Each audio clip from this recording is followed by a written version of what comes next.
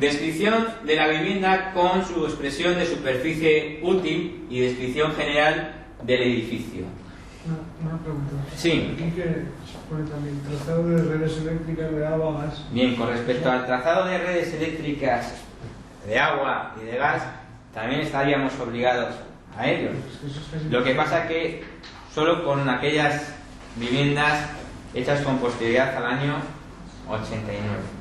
Realmente en segunda transmisión ese requisito no lo suelen exigir a las agencias inmobiliarias. Ese es uno de los requisitos que está más bien pensado para los promotores, donde es mucho más fácil acceder a esa información.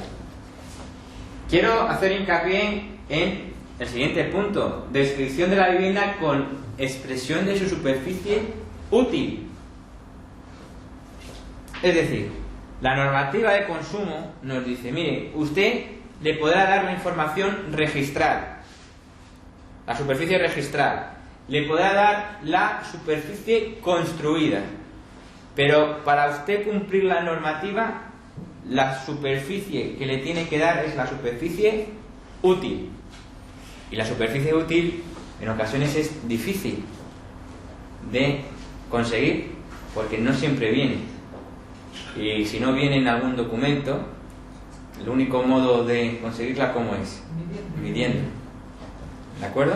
Pero ese es el tipo de superficie. ¿Qué es exactamente la superficie útil? ¿Qué comprende? ¿Qué... Comprende todo lo que es utilizable. Habitable. Es decir,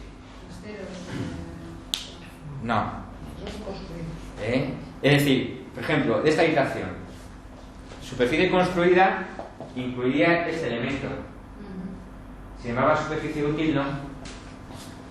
No emplea espacios cerrados, la superficie útil no los comprende. ¿De acuerdo? Armarios, columnas, ese tipo de superficie.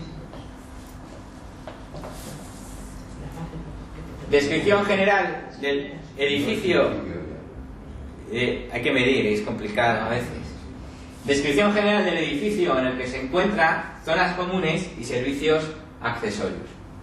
Bien, la descripción general del edificio es algo que siempre hacemos, ¿no? Siempre ponemos edificio de 3 plantas, ladrillo visto, en fin. Ponemos si hay jardines, si no hay jardines, si hay piscinas, si no hay piscina. Ahí realmente lo que nos exige la norma es en definitiva un poco de literatura, ¿no? Referencia a los materiales empleados en la construcción de la vivienda, incluidos los aislamientos térmicos, acústicos del edificio, zonas comunes y servicios accesorios. ¿Este requisito lo tenemos? ¿Lo solemos cumplir o no las agencias inmobiliarias? Yo creo que en líneas generales lo solemos cumplir, ¿no? Porque a lo mejor no de la manera tan exhaustiva como pudiera desearse, pero si hacemos mención a si el inmueble tiene o no tiene parqué, si las ventanas son o no son de Crimalí, si la puerta es de roble, si hay escayola, en fin. De alguna manera solemos hacerlo de una manera muy genérica, ¿no? Pero sí lo solemos hacer.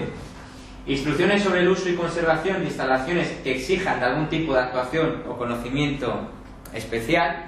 Bien, cuando existan este tipo de instalaciones tendremos que suministrarle esa información. Y, importantísimo, tienen ustedes que saber que cualquier cliente y cualquier autoridad pública les puede exigir los datos de inscripción del inmueble en el registro de la propiedad. Es decir, ustedes tienen que tener a disposición del cliente los datos de inscripción del inmueble del registro de la propiedad. Fíjense hasta qué punto esto es así, que en Andalucía, tenemos aquí un compañero, no solamente le exige la normativa tener esos datos, sino le exige que se exhiba la nota informativa simple, con una antigüedad no superior a 3 años, a 3 meses, disculparme. Es decir, que cada 3 meses que transcurran en la comercialización de un inmueble, yo voy a tener que ir pidiendo notas informativas. ¿De acuerdo?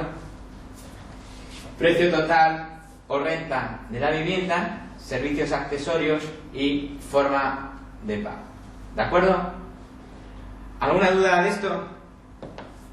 Es decir, toda esta información, por el hecho de ser agencia inmobiliaria, la tenemos que tener a disposición. No entregarla, tenerla a disposición del cliente.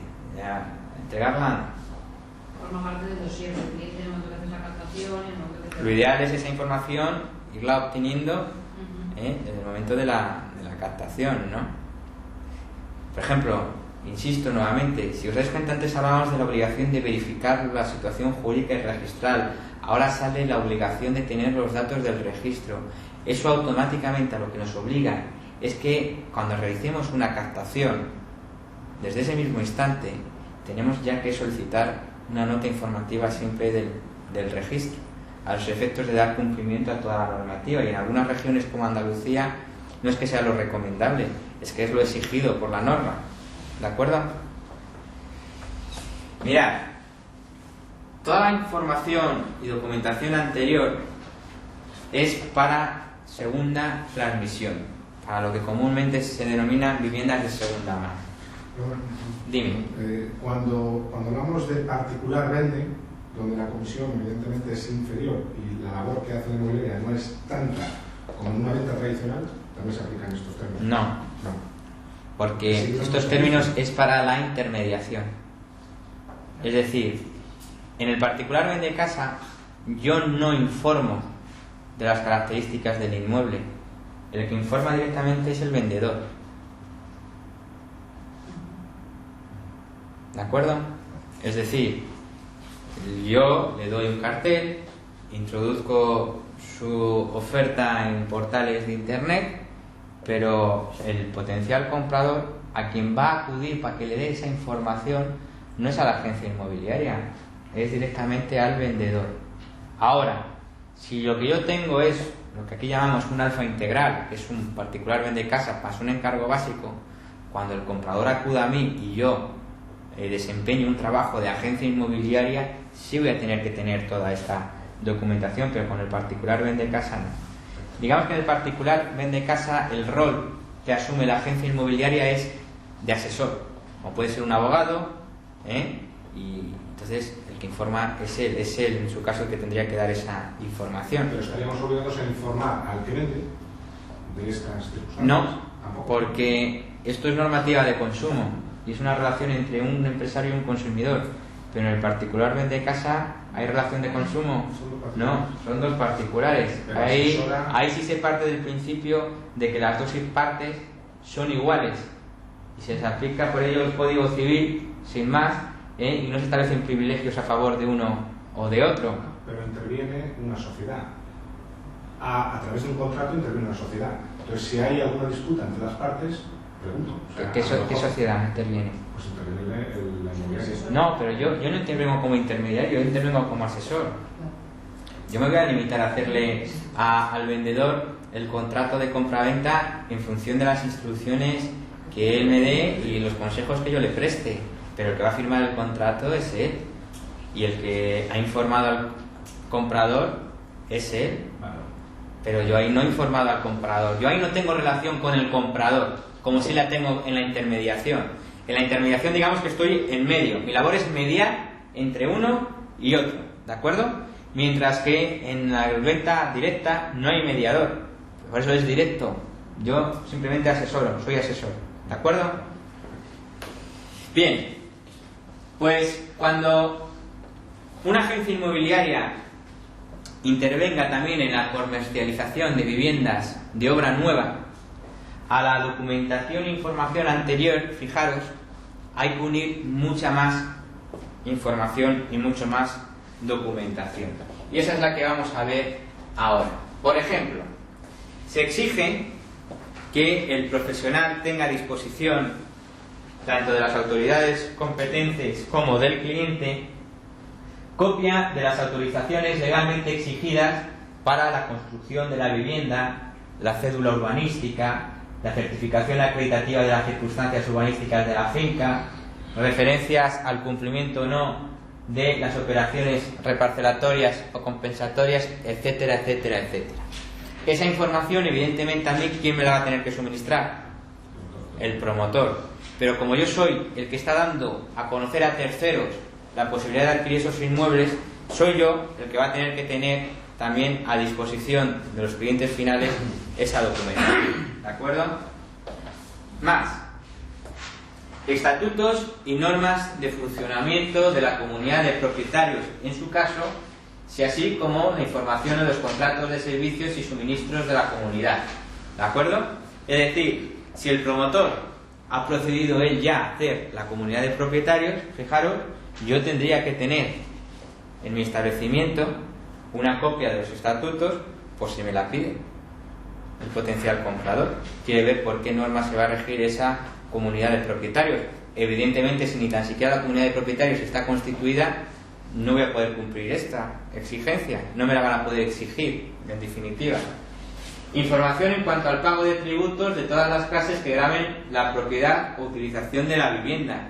Le voy a tener que informar al cliente comprador de que va a tener que pagar IVA, del tipo de IVA, si es el reducido o no, de los gastos que va a tener que soportar en cuanto a tributación por adquisición de esa vivienda. Además, en los contratos que se suscriban se van a tener que hacer mención expresa a determinadas circunstancias. En primer lugar, se va a tener que hacer mención expresa al contenido de los artículos 1279, apartado 1 del Código Civil, y 1280, apartado 1 del Código Civil, y 1279. ¿Qué nos dice el 1279 del Código Civil? Nos viene a decir que desde el momento en que se perfecciona un contrato, cualquiera de las partes puede exigir a la otra elevarlo a escritura pública. Y el artículo 1280, apartado 1, nos viene a decir que todo lo que sea enajenación, transmisión, gravamen de derechos reales, se tendrá que hacer mediante escritura pública. ¿De acuerdo? Es decir, realmente son artículos que no establecen un contenido obligacional propiamente dicho, sino que son artículos que informan al comprador, al consumidor, en definitiva, de determinadas circunstancias. ¿De acuerdo? Como le informan del derecho que tiene a la elección del notario, sin que pueda establecerse un notario por parte de la promotora que carezca de conexión territorial o real o personal con alguno de los elementos del negocio. En la práctica, ¿qué es lo que sucede? ¿Quién es el que impone el notario? El promotor. Pero sin embargo, la norma reconoce ese derecho, fijaros, al comprador. Y también tendremos que poner en el contrato que el consumidor no soportará los gastos derivados de la titulación que correspondan legalmente al vendedor, como puede ser, por ejemplo, la plusvalía. Sin embargo, es una práctica muy frecuente de los promotores el repercutir ese gasto al comprador. ¿De acuerdo? Bien, en definitiva, y para que os quede claro, estas cláusulas tienen que figurar expresamente en el contrato. ¿De acuerdo? De hecho, en los contratos de Alfa figuran estas cláusulas. Figuran automáticamente. Si nos descargásemos el contrato de aplicación, automáticamente aparecerían estas cláusulas, de tal manera que estaríamos ya cumpliendo automáticamente la normativa de consumo en este punto. ¿De acuerdo?